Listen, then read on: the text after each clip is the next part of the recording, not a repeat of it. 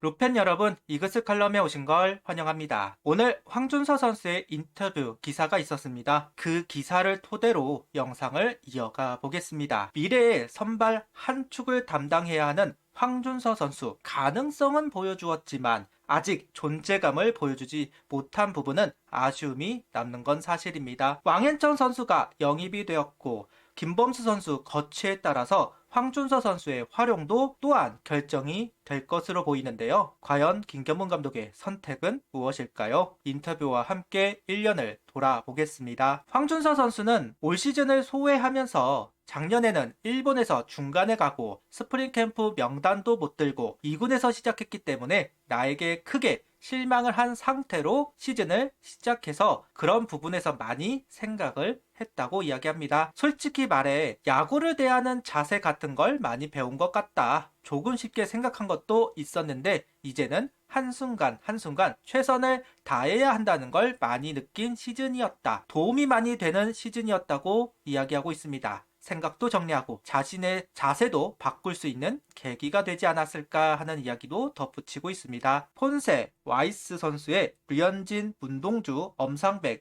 세 선수로 선발진을 구성하였고 불펜엔 김범수, 조동욱 두 선수를 기용하면서 자완 파트를 구성했습니다. 냉정히 황준서 선수가 선발진에 들기도 어려웠고 불펜진으로 출발을 하면 선발로 뛸 수 있는 선수를 기용에 제한이 생기는 것도 사실입니다. 결국 김경문 감독은 불펜보다는 퓨처스에서 선발로 대기를 하다가 1군에 빈틈이 생기면 충원을 하기 위해 2군 대기를 명했고 그렇게 정한 이상 1군 스프링 캠프가 아닌 2군 캠프에서 준비를 하도록 배려를 했습니다. 3월, 4월, 5월까지 황준서 선수는 퓨처스에서 대기를 하다가 결국 5월 21일 콜업이 되었는데요. 호투를 하고도 패전이 되는 안타까운 경기들이 많아졌었고 결국 6월 15일 불펜으로 나섰던 경기에서 승리 투수가 되는 아이러니한 상황이 만들어지기도 했습니다. 어쨌든 이닝 소화 능력을 보여주면서 후반기는 5선발로 픽스가 되었지만 그때부터 또 퐁당퐁당하는 결과치를 보여주는 것도 사실이었습니다. 아무래도 대체 선발로 나섰던 경기들은 황준서 선수를 분석할 이유가 상대방 팀에서는 없었습니다. 한 번 보고 말 선수니까요.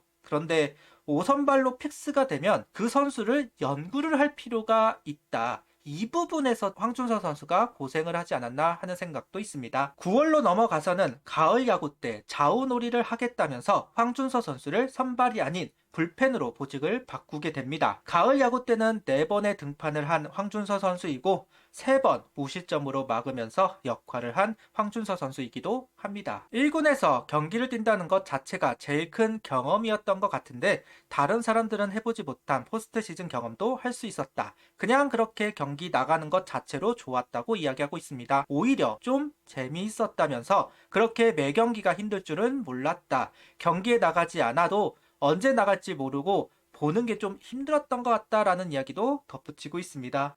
역시 선발투수 마인드라고 봐야 되겠죠. 기다리는 게 어려웠다는 황준서 선수. 역시나 선발투수 마인드가 장착이 되었 듯한 코멘트인 것 같습니다. 원래 불펜의 어려움이라는 게 항상 준비를 하고 있어야 한다는 점이겠죠. 이 부분에 대한 코멘트라고 할 수도 있을 것 같습니다. 황준서 선수에게 단골 질문이 된 부분이 많이 먹고 있느냐라는 질문이고 이원석, 김승일 선수와 함께 많이 먹고 있다라고 이야기를 하고 있는데요. 특히나 이원석 선수가 벌크업에 성공을 했다라고 평가를 받는 선수 중 한 명이긴 하죠. 이원석 선수도 워낙 말라서 올 시즌은 먹는 것이 고통스러웠다는 기사도 본 적이 있습니다. 시즌 말미에는 그 살들이 다 빠진 것 같기는 하지만요. 둘이 붙은 이유 확실해 보이죠. 일단 말레깽이에서 살이 붙었다는 부분, 그런 부분 때문에 이원석 선수가 황준서 선수를 좀 마크하고 있는 것이 아닌가 하는 생각도 들긴 합니다. 이어 황준서 선수가 슬라이더를 연습하고 있다는 이야기도 하고 있는데요. 그거 하나만 갖고 가도 괜찮을 것 같다는 이야기를 하고 있습니다.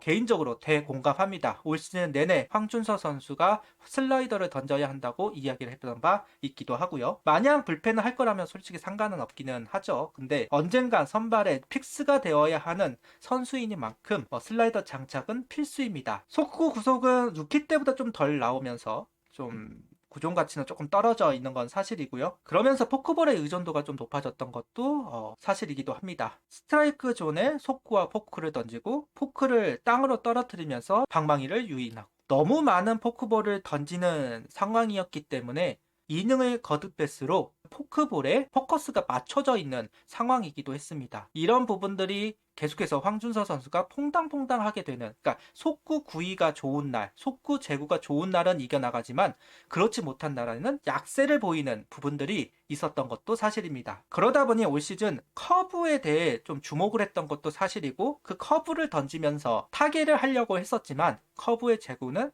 좀 50%좀 왔다 갔다 하는 면이 있었던 것도 사실이죠. 그러다 보니까 확실한 무기가 되지는 않았습니다. 포크볼 대신 속구와 같이 들어갈 수 있는 구종, 슬라이더가 필요하다는 이야기가 됩니다. 우타자는 포크볼이 있으니까 비교적 낮은 평균 자책점을 기록하고 있고 피타율은 2R72, OPS는 0.618, 컨택, 장타 모두 억제로 하고 있는 스탯을 보여주고 있는데요. 반면 좌타자는 아닙니다. 슬라이더가 없기 때문이라고 볼 수밖에 없습니다. 투구 구사율을 보면 우타자는 좌우를 다 활용하는 모습이라면 좌타자는 몸쪽 공이 없다시피 합니다. 들어가기는 하지만 비율이 많이 적기는 하다. 좌타자에게도 포크볼을 구사하는 황준서 선수이기는 하지만 몸쪽을 압박하지 못하다 보니까 결국 바깥쪽에 노림수들이 걸리는 모습들 있었습니다. 이 부분을 해결할 수 있는 것도 슬라이더이기는 합니다. 몸쪽에 속구와 함께 들어갈 수 있는 구종 또는 바깥쪽으로 유인할 수 있는 구종이 슬라이더이기는 하니까요. 개인적으로 양현종 선수가 슬라이더를 활용하는 방법, 이 부분을 좀 따라했으면 좋겠다라는 이야기를 항상 많이 하기도 했었고, 그리고 구창모 선수처럼 활용하는 것도 괜찮아 보인다는 생각이 들기는 했습니다. 하이존에 들어가는 커터성 슬라이더 그리고 바깥쪽 라인에 걸치는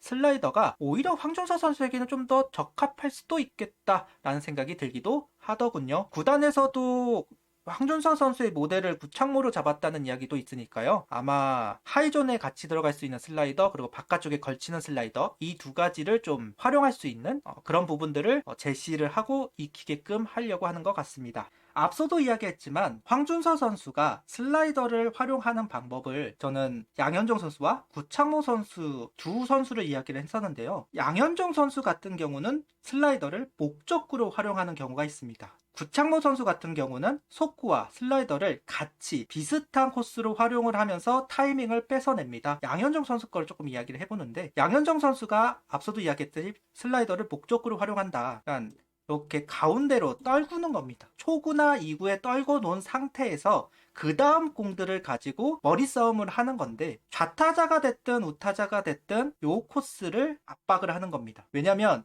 슬라이더가 있기 때문에 요 코스에 직구가 들어가 버리면 떨어지는 공이구나 라는 착시가 일어날 수도 있고, 떨어지는 공 때문에 그쪽의 타이밍이 일단 조금 더 봐야 되니까 좀 더 봐야지 확인해야지 하다가 타이밍을 놓쳐버리는 경우도 생깁니다. 그래서 양현종 선수 던질 때 보면 타자들이 그런 얘기 하잖아요. 저구속으로 뭘 믿고 저렇게 던지나, 이 부분을 생각하고 던진다고 생각을 하거든요. 슬라이더가 가운데로 떨어지기 때문에 이 부분을 생각 안 할 수 없고, 이 부분에 대한 착시를 만들기 위해서, 그러니까 터널링이죠. 결국은 터널링을 만들기 위해서 바깥쪽 직구를 던지고 빼고, 타자 입장에서는 이 부분에 대해서 생각 안 할 수가 없습니다. 이때 강하게 푸시를 하거나, 푸시를 하고 나서 뭐 바깥쪽에 체인지업을 떨구는 방법, 아니면 높게 던져가지고 헛스윙을 유도하는 방법, 파워를 유도하는 방법도 있습니다.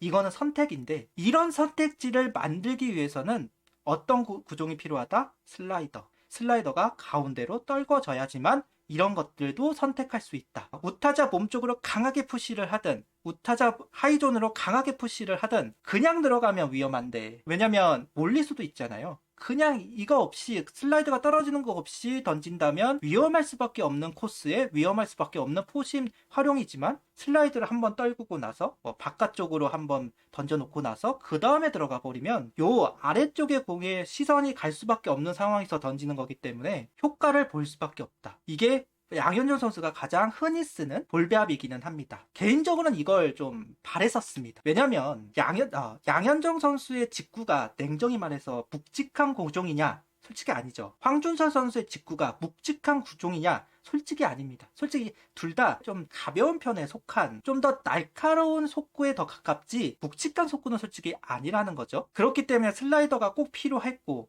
그래서 개인적으로는 김광현 선수처럼 던지는 것보다는 양현종 선수처럼 던져야 하는 선수가 아닐까라는 생각을, 제 의견을 좀 이야기를 많이 했던 기억이 있습니다. 구창모 선수 같은 경우는 다들 뭐 아시겠지만 여기에 직구가 들어가고 여기에 슬라이더가 들어가죠. 여기에 직구가 들어가고 슬라이더가 이런 식으로 빠집니다. 요 두 가지 슬라이더이고 여기는 이제 포크볼 존으로 들어가서 포크볼을 던지는, 근데 이 두 가지 슬라이더 때문에 좌타자도 그렇고 우타자도 그렇고 계속해서 타이밍이 뺏겨지는 부분들이 있습니다. 이번 가을 야구에서 던졌던 황준서 선수의 투구를 보면 이쪽에 조금 더 가깝지 않았나라는 생각이 좀 있기는 한데, 그래서 모델을 구창모로 잡았다는 이야기도 나오는 것 같고요. 어쨌든 양현종 선수든 구창모 선수든 슬라이더를 좀 활용할 필요는 있고, 활용하겠다는 이야기를 한 만큼 내년에는 좀 더 안정적인 황준서 선수였으면 좋겠습니다.